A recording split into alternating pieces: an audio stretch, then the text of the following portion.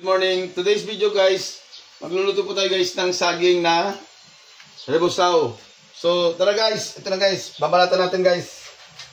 So ito guys, itong saging guys, fresh from my garden yan guys. Yan, dito lang yan sa gilid ng bahay ko guys.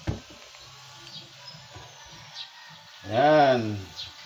So gagawa tayo guys ng rebusao. Lagyan natin ng asukal na pula, iprito natin. Yung luto parang sa Manila. Napakasarap guys. So, dahil dalawa lang kami guys. So, tig-dalawa lang muna kami iluluto guys. So, yan na guys. Ito na po guys ang saging guys.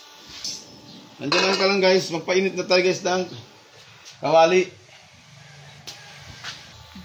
So, ayan guys. Maglagay na tayo guys ng oil. Yan.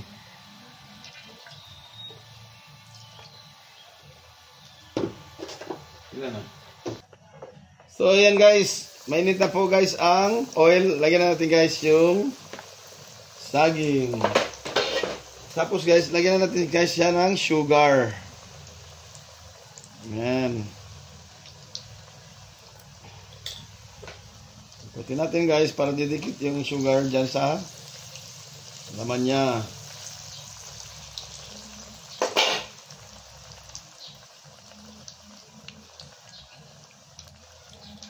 Ganon po guys ang pagluto ng rebusao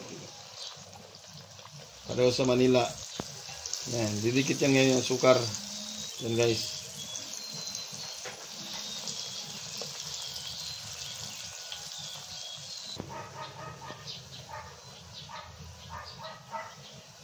Yan guys, yan tawag ay rebusao sa Manila guys.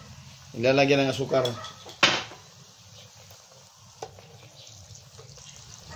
So kalau sedikit na dura. So ayan guys, luto na po guys ang rebusao natin. Nilagyan natin ng asukal na pula. Yan.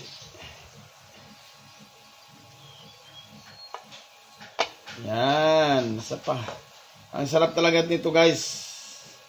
Kasi fresh na fresh pa po yung saging.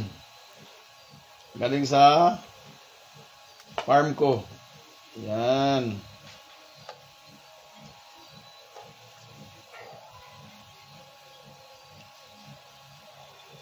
So ito na po guys, yung rebusao guys.